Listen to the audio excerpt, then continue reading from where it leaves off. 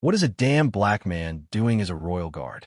He should be cleaning the floors of my house like the slave he is, shouted Arthur Kincaid to the black guard, delivering a slap without realizing this would be his greatest, most defining mistake. The afternoon sun blazed down on Kingston's Central Plaza as vendors packed up their stalls and pedestrians hurried to escape the heat. Among them, a tall white man with a grim expression strode forward. His name was Arthur Kincaid, known for his temper and hate-filled views. Arthur never hid his contempt. Racist slurs flowed from his mouth as easily as smoke from a cigarette. To him, his black belt in Taekwondo made him superior, untouchable. But that afternoon, his life was about to shift. Turning a corner, Arthur's eyes locked on a group of royal guards in crisp uniforms. One in particular stood out, a black guard, standing tall with perfect posture. Arthur's blood boiled. "What is this black man doing in those colors?" he muttered, teeth clenched. Driven by rage, he marched toward the guard. Pedestrians slowed, watching uneasily. Arthur stopped inches away, spat on the ground, and snarled, "Hey, look at me when I'm talking to you, you damn slave." The guard remained silent, gaze fixed ahead. His composure only deepened Arthur's fury. "A monkey in a costume is still a monkey," Arthur hissed. His voice carried, drawing whispers from the crowd. When silence continued, Arthur jabbed a finger at the guard's chest. "Answer me. Is that what they teach you? Obedience while real men speak." Arthur sneered, lowering his voice into a growl. "You're nothing. Always will be. I could knock you down like the rat you are." The guard's jaw tightened, but he stayed disciplined. His silence was unbearable for Arthur, who needed submission. Arthur's spit hit the guard's chin. Elderly man in the crowd spoke up, trembling but firm. "Please, sir, calm down. Leave before you get into trouble." Arthur turned sharply, eyes burning. "Who the hell are you? Back off, or you'll end up just like this garbage." The old man stepped back, fear written on his face. Arthur leaned closer. "Look at you. You need someone to defend you. Born to bow your head." Finally, the guard spoke, voice low and steady. "I ask you to leave, sir." The simple words cut through the heat like steel. The crowd hushed. Arthur's chest heaved, his rage consuming him. "Don't give me orders, you damned black man," he bellowed. With a burst of fury, he slapped the guard. The sound cracked across the plaza. Gasps erupted. Arthur wasn't finished. He drew back, then launched a vicious side kick. His foot slammed into the guard's torso. The guard staggered but stayed upright. His eyes locked on Arthur, and for the first time, something deeper than discipline flashed there, wounded dignity. A rage contained too long. He took a measured breath. His voice was firm now, commanding, "Last warning. Step back immediately, sir." Arthur laughed bitterly. "And if I don't, what?" The guard stepped forward. His sheer presence made several onlookers retreat. "You're assaulting a member of the Royal Guard. Continue, and you will be subdued by force." Arthur raised his hand again, but this time the guard moved swiftly. With precision, he blocked Arthur's arm, twisting it sharply. The crack of the joint drew a scream from Arthur. The guard pinned him with practiced ease. Arthur writhed on the ground, spitting dirt and screaming. "You won't arrest me. You won't humiliate me." He kicked back wildly, grazing the guard's leg. The crowd gasped. The guard pressed his knee firmly against Arthur's back, immobilizing him. His voice rang like iron. "Stop resisting. The police are on their way." The sirens grew louder, flashing lights filling the plaza. Two patrol cars skidded to a halt. Officers rushed out, weapons at the ready. "The subject assaulted me while on duty. I restrained him," the guard reported. Arthur screamed desperately. "He attacked me first. This damn black man wants to ruin me." But officers snapped handcuffs onto his wrists. The metallic click silenced him more effectively than words. Some in the crowd applauded, others filmed. Arthur's face, once full of arrogance, was twisted with desperation.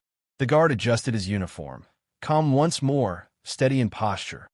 Arthur was shoved into the patrol car, rage bubbling into fear. He tried one last time, voice cracking. "This is a mistake. I was defending myself. Don't you see?" "Shut up," one officer muttered without looking at him. "You'll speak at the station." Arthur bit his lip, tasting blood and failure. The siren wailed as the car pulled away, the guard still standing tall in the square, silent witness to dignity against hatred. The vehicle braked abruptly. As he was let out, the flashes from the cell phones of witnesses who had followed the patrol car felt like slaps to his face. Arthur tried to hold his head up with pride, but the shouts from the crowd disarmed him. Racist. Rot in jail. Now he gets to feel what it's like to be humiliated. Every word pierced his chest like a bullet. What had once been power in his voice was now mockery in the mouths of others. Inside the police station, an officer pushed him onto a metal bench. The coldness of the surface ran up his spine, driving home reality. He was no longer in control. There was no audience to yell at, no stage to dominate. Only gray walls, security cameras, and the promise of endless hours of confinement. The officer leaned over him, reading the report written by the Royal Guard. Public assault on an officer on duty, resisting arrest, violent conduct. These are serious charges, Mr. Kincaid. The official voice felt heavier than any insult. It was the weight of the law pressing down. Arthur swallowed hard. The rage had no outlet. In its place, panic began to rise. For the first time in years, he understood he had lost control. The cell door slammed shut with a metallic thud. The sound echoed through the walls, sending a shiver down his spine. There were no more sirens or flashing phones, just silence, dampness, and the stale smell of confinement. The small cell held a cement bench, an old cot, and a flickering lamp. On the walls, nail marks and scratched names bore witness to past lives. Arthur stood with cuffed hands, breathing heavily, telling himself this was temporary. But the certainty he clung to was already cracking. From a dark corner, a rough voice emerged. "What do we have here?"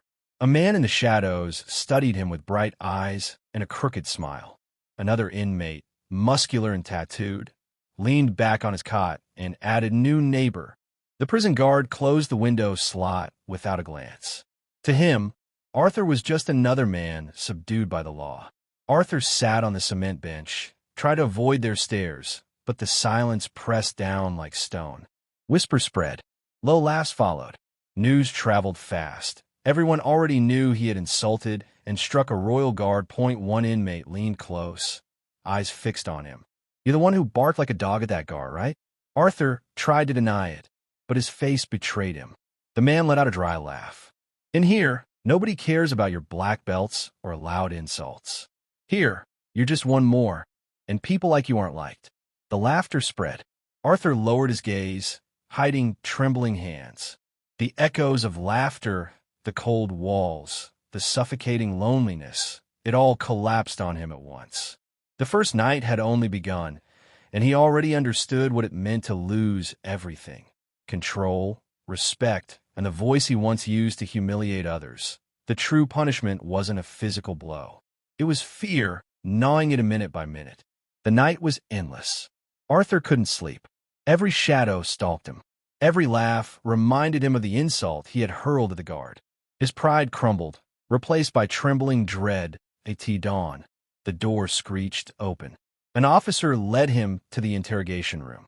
The hallway's white lights burned his eyes as though he walked toward judgment. The table sat 2 agents and a Royal Guard representative. The file before them was thick. Witness statements, phone videos, official reports. Every insult, every blow, every gesture of hate. The officer read the charges. Assault on an officer, resisting authority, violent conduct, crimes aggravated by racial hate. Each word felt like a verdict already handed down.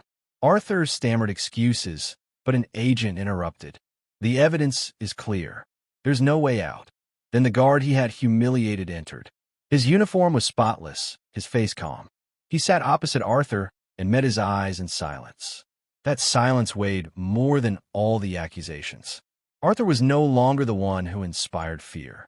He was the judged, the defeated. The hours dragged with questions, statements, and documents to sign. By evening, they shackled his hands and feet before returning him to the cell. The echo of chains marked each step. When the door shut behind him, he understood his life had changed forever. There was no room for hatred, no audience to applaud him, no strength to save him. He had lost everything for one outburst of rage. That was the ultimate price. To live in the shadow of his own actions, reduced to nothing but a number in a file, the silence of prison wrapped around him. Arthur finally understood. Hatred, in the end, leads only to the most painful downfall.